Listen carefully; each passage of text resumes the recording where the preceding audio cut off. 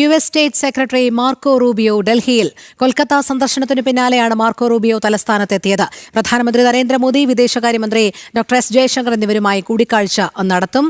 TS Adarsh ചേരുന്ന വിവരങ്ങളുമായി. Adarsh, Marco റൂബിയോയുടെ സന്ദർശനത്തെ എത്രത്തോളം പ്രാധാന്യത്തോടെ നമുക്ക് കാണാം?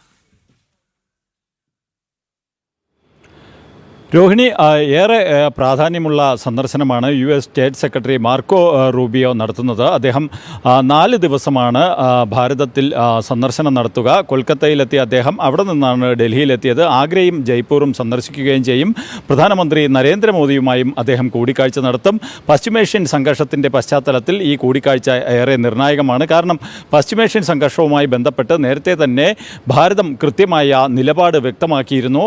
അതുകൊണ്ട് തന്നെയാണ് ഈ കൂടിക്കാഴ്ച ഏറെ നിർണായകമാകുന്നത്. ഒപ്പം തന്നെ അദ്ദേഹം ക്വാഡ് വിദേശകാര്യമന്ത്രിമാരുടെ യോഗത്തിൽ പങ്കെടുക്കുകയും ചെയ്യും.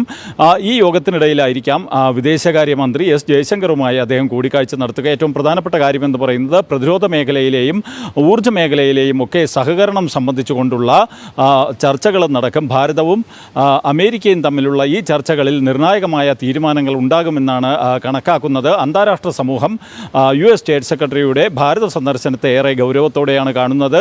കാരണമെന്ന് പറയുന്നത് പശ്ചിമേഷ്യൻ സംഘർഷവുമായി ബന്ധപ്പെട്ട് ആഗോളതലത്തിൽ തന്നെ വലിയ പ്രതിസന്ധി ഉടലെടുത്തിട്ടുണ്ട്. ഈ ഒരു പശ്ചാത്തലത്തിലാണ് ഈ സന്ദർശനം ഏറെ രാഷ്ട്രീയ പ്രാധാന്യമുള്ളതായി മാറുന്നത്. ഒപ്പം തന്നെ അന്താരാഷ്ട്ര സമൂഹത്തിൻ്റെ ശ്രദ്ധ നേടുന്നതും. രോഹിണി, ശരി. TS ആദർശാണ് വിവരങ്ങൾ നൽകിയത്.